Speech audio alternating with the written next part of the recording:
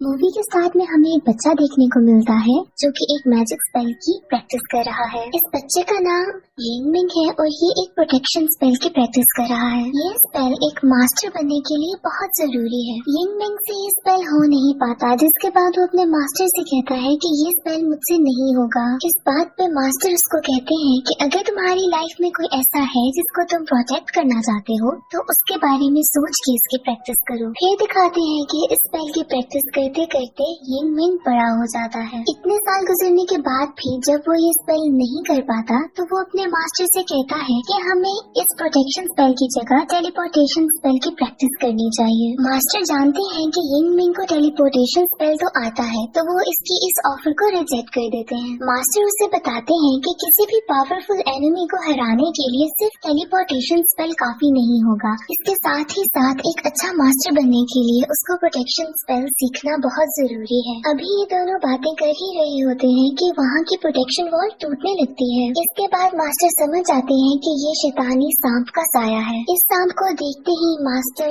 यिंगमिंग को किसी दूसरी डायमेंशन में ट्रांसपोर्ट कर देते हैं और इसके बाद अपने 3 गार्डियन स्पिरिट्स को बुलाते हैं। ये तीनों गार्डियन स्पिरिट्स यहाँ मास्टर की हेल्प करने के लिए आते हैं। यहाँ 2 गार्डियन स्पिरिट्स उस प्रोटेक्टिव वॉल को बचाने की कोशिश करते हैं और एक गार्डियन स्पिरिट मास्टर को प्रोटेक्ट करती है, पर इन 3 गार्डियन स्पिरिट्स की हेल्प का कोई फायदा नहीं होता और प्रोटेक्टिव वॉल टूट जाती है। इतने में वहाँ पर यिंगमिंग बाकी स्टूडेंट्स को लेकर पहुँच जाता है। वो सांप इन सब पे हमला करने ही वाला होता है कि मास्टर जी सब स्टूडेंट्स को कहते हैं कि वो प्रोटेक्शन स्पेल यूज करें। जहाँ बाकी स्टूडेंट्स प्रोटेक्टिव स्पेल इस्तेमाल करने लगते हैं, यिंगमिंग मास्टर की बात नहीं सुनता और टेलीपोर्टेशन स्पेल यूज करने लगता है। यहाँ सांप यिंगमिंग पे अपना जहरीला अटैक करने ही लगता है। मास्टर यिंगमिंग के सामने आके उसको बचा लेते हैं। यहीं दूसरी तरफ मास्टर का एक गार्डियन स्पिरिट खुद को सैक्रिफाइस करके सांप को मार देता है। अब यिंगमिंग अपने मास्टर की डेथ से बहुत परेशान है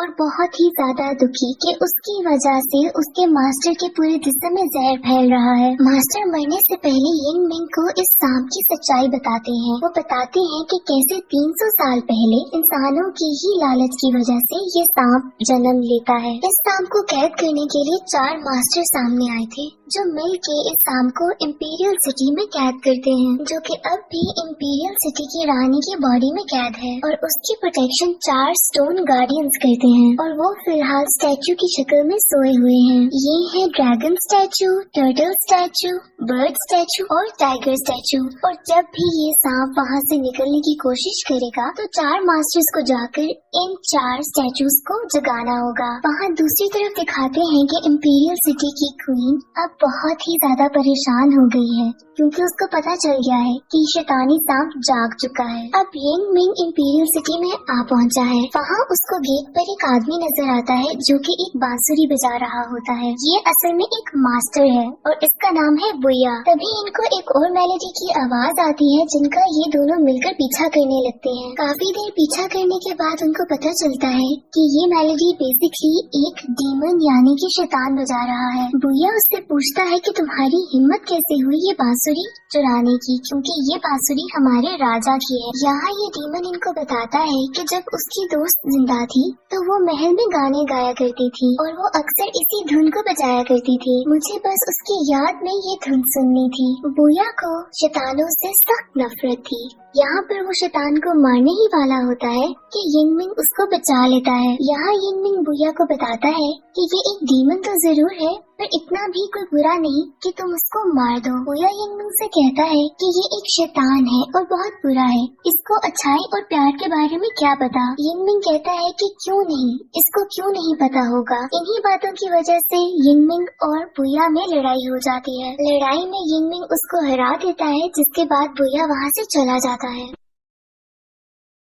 बेसिकली बुया को इंपीरियल सिटी में उसी सांप से लड़ने के लिए बुलाया गया था क्योंकि वो उन मास्टर्स में से एक मास्टर था, लेकिन ना यिंगमिंग को इस बात का पता होता है और ना ही बुया को। इसके बाद वो डीमन यिंगमिंग से कहता है कि मास्टर जी आप मुझे अपना गुलाम बना लें। अब यिंगमिंग इस डीमन को अपना गार्डियन स्पिरिट बना लेता है और इसका नाम रख देता है किलिंग स्टोन। अब नेक्स्ट सीन में हमें क्वीन का महल दिखाते हैं जहाँ पर 3 मास्टर जमा हो चुके हैं, यिंगमिंग, बुया और यांग पिंग। बट चौथा मास्टर हांगरू यहाँ पर अब नहीं है और यहाँ पर ही यिंगमिंग और बुया को पता चलता है कि ये दोनों मास्टर्स हैं। यहाँ पर यिंगमिंग की महल के प्रीस्ट से भी मुलाकात होती है जो कि वहाँ की रानी का बॉडीगार्ड भी है। ये प्रीस्ट इनको बताता है कि गार्डियन एंजल्स को जगाने के लिए रिचुअल कल किया जाएगा और ये लोग आज आराम करने के लिए जल्दी सो जाएं। यहाँ यिंगमिंग देखता है कि इस प्रीस्ट की शक्ल उसके मास्टर से बहुत ज्यादा मिलती है। अब नेक्स्ट सीन में दिखाते हैं कि सुबह इन सब मास्टर्स की मुलाकात प्रिंसेस से होती है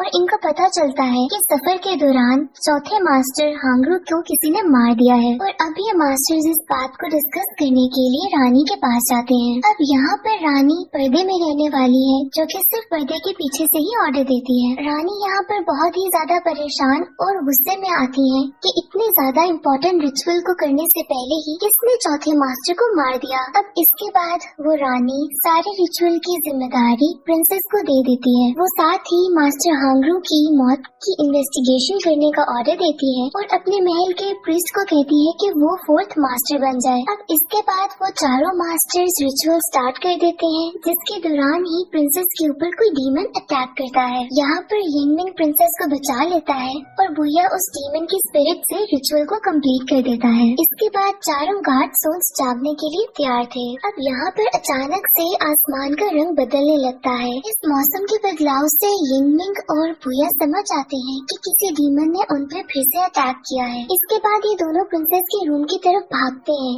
जहाँ पे वो लोग जाके देखते हैं कि प्रीस्ट मास्टर योंग ही से लड़ रहा है। प्रीस्ट का कहना था कि मास्टर लोंग ही क्वीन को मारना चाहते हैं पर लोंग ही इस बात पे इनकार कर देती है। इसके बाद इन चारों की लड़ाई शुरू हो जाती है। इस लड़ाई के दौरान लोंग ही ये डीमन के हाथों मारी जाती है और मरने से पहले लोंग ही यिंगमिंग को रानी के बारे में कुछ बताती है पर ये बात अच्छी तरीके से यिंगमिंग नहीं सुन पाता। अब अगली सुबह बुया और यिंगमिंग मिलते हैं जहाँ बुया उसको बताता है कि उससे प्रीस्ट पर शक है लेकिन यिंगमिंग का कहना कुछ और है। वो बताता है कि उसको उल्टा रानी पर ही शक है। यहाँ ये दोनों एक दूसरे के अगेंस्ट होकर ही अपनी अपनी इन्वेस्टिगेशन शुरू कर देते हैं। अब यिंगमिंग अपने रूम में जाता है तो देखता है कि प्रिंसेस उसकी सॉर्ड को चुराने की कोशिश करी है। ये वो सॉर्ड है जो कि मास्टर ने यिंगमिंग को दी थी और इसी सॉर्ड से उस सांप को मारा जा सकता था। यहाँ यिंगमिंग प्रिंसेस से पूछता है कि वो उसकी सॉर्ड को क्यों चुरा रही थी बट इससे पहले कि प्रिंसेस यिंगमिंग को कुछ बताती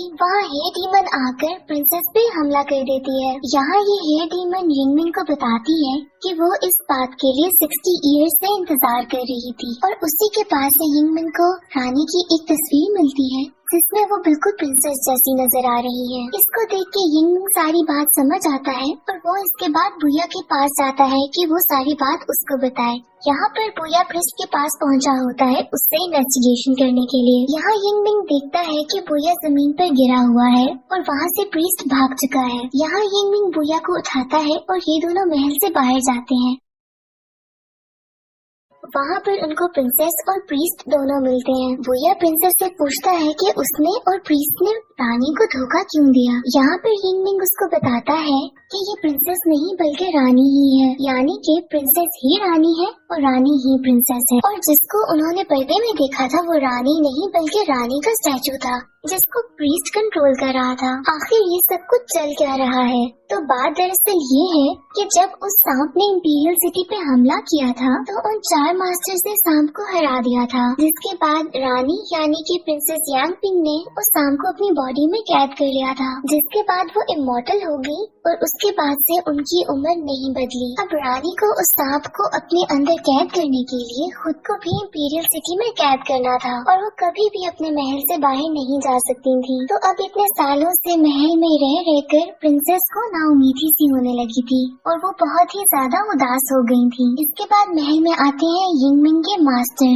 जिनके आने की वजह से प्रिंसेस का दिल बहल गया बट वो वहाँ पर हमेशा के लिए नहीं रह सकते थे और उनको वहाँ से जाना पड़ता है। लेकिन प्रिंसेस उदास ना हो तो वो मास्टर उनको एक गार्डियन एंजल देते हैं जो कि बिल्कुल उन जैसा दिखता है और वो गार्डियन एंजल कोई और नहीं बल्कि वो प्रीस्ट ही था। अब प्रिंसेस को तो यही लगता है कि प्रीस्ट वही मास्टर है पर वो कोई और नहीं गार्डियन एंजल ही है। अब कुछ अर्से के बाद प्रीस्ट प्रिंसेस से कहता है कि वो इमॉर्टल होना चाहता है और क्योंकि प्रीस्ट बिल्कुल मास्टर जैसा लगता है, प्रिंसेस बात मान लेती है, लेकिन इस बात के लिए उसको अपनी बॉडी से वो सांप निकालना होगा जिसको उसने काफी अरसे से अपने जिस्म में कैद करके रखा था। इसके बाद उस सांप को प्रीस्ट को अपनी बॉडी में कैद करना होगा जिससे वो इमॉर्टल हो जाएगा। ये बात सुनने के बाद यिंग मिंग और बुया उन प्रीस्ट के ऊपर हमला कर देते हैं। यहाँ प्रीस्ट उन पर टेलीपोर्टेशन स्पेल यूज करता है, बट जैसे कि हमें पता है कि यिंग मिंग की टेलीपोर्टेशन स्पेल बहुत स्ट्रॉन्ग है, वो उनके स्पेल से बच जाता है। दूसरी तरफ हमें दिखाते हैं कि प्रिंसेस की बॉडी में बहुत ज्यादा पेन स्टार्ट हो गई है, जिसका मतलब ये है कि वो सांप उनकी बॉडी से निकलने वाला है। अब सांप के निकलते ही प्रिंसेस मॉर्टल हो गई है। इसके बाद वो सांप प्रीस्ट की बॉडी में चला जाता है जिससे वो प्रीस्ट अब इमॉर्टल हो चुका है। देखते ही देखते प्रीस्ट एक बड़े जहरीले सांप में बदल जाता है और वो अब इंपीरियल सिटी को तबाह करने लगा है। इसके साथ ही साथ वो 4 गार्डियन स्टोन्स एक्टिवेट हो गई हैं, जिसके बाद वो अब पूरी इंपीरियल सिटी के बाहर एक प्रोटेक्टिव लेयर बनाने लगे हैं ताकि वो स्नेक वहाँ से बाहर ना निकल सके। पर यहाँ पर एक गार्डियन एक्टिवेट नहीं होता जो कि एक बर्ड है। अब ये बर्ड इसलिए एक्टिवेट नहीं हुआ था क्योंकि रिचुअल के दौरान प्रीस्ट ने जानबूझ के उसको एक्टिवेट नहीं किया था। अब इसके बाद यिंग मिंग अपने 3 गार्डियन स्पिरिट्स को बुलाता है ताकि वो उनकी मदद कर सके। अब इनमें से एक गार्डियन स्पिरिट तो यिंग मिंग के सामने एक प्रोटेक्टिव वॉल बनाता है ताकि यिंग मिंग को कुछ ना हो और बाकी 2 उस सांप से लड़ने लगते हैं। अब यहाँ पर हमें बहुत ही ज्यादा हैवी फाइट देखने को मिलती है। जब सिचुएशन बहुत ही ज्यादा आउट ऑफ कंट्रोल होने लगती है तो यहाँ पर प्रीस्ट खुद सामने आता है ताकि वो खुद लड़ सके। यहाँ पर प्रीस्ट उन गार्डियन स्पिरिट्स को मार देता है। यहाँ पर बुया को डर होता है कि ये सांप कहीं इंपीरियल सिटी से बाहर ना निकल जाए। यहाँ पर दिखाते हैं कि वो प्रोटेक्टिव वॉल कंप्लीट हो चुकी है जिसने पूरी इंपीरियल सिटी को कवर कर लिया है। यहाँ पर बुया किसी न किसी तरीके से अपनी बॉडी से उस बर्ड स्टैचू को जगा लेता है और अब वो खुद वो बर्ड बन चुका है, जिसके बाद वो प्रीस्ट के पास जाता है और उनसे लड़ता है। अब यहाँ पर इन दोनों के बीच में एक जबरदस्त लड़ाई होती है। दूसरी तरफ यिंग मिंग प्रिंसेस के पास जाता है और उसको सब कुछ सच बता देता है कि कैसे ये वो मास्टर नहीं है बल्कि वो प्रीस्ट सिर्फ एक गार्डियन एंजल है। इसके बाद यिंग मिंग अपनी पावर से प्रिंसेस को आखिरी दफा अपने मास्टर से मिलवाता है। यहाँ वो मास्टर प्रिंसेस को सब कुछ सच बताता है और बताता है कि कैसे उसने गलत किया और साथ ही वो एशेज में बदलने लग जाता है। इसके बाद प्रिंसेस समझ आती है कि अब वो मास्टर इस दुनिया में नहीं रहे। इसके बाद यिंग मिंग और प्रिंसेस दोबारा इंपीरियल सिटी में आ जाते हैं जहाँ पर अभी तक बुया और प्रीस्ट की लड़ाई चल रही है। यहाँ यिंग मिंग बुया को बताता है कि ये सांप सिर्फ उसी सॉर्ड से मर सकता है जो कि उसके मास्टर ने उसको दी थी। यहाँ बुया वो सॉर्ड निकालता है, बट इससे पहले कि वो उस प्रीस्ट को मारता, वो प्रीस्ट बुया के हाथ से सॉर्ड गिरा देता है। अब ये तलवार प्रिंसेस उठा लेती है और वो उस प्रीस्ट को धमकी देती है कि अगर उसने ये सब कुछ बंद ना किया तो वो खुद को मार देगी। इसके साथ ही वो सॉर्ड से अपना गला काट देती है और खुद को मार देती है।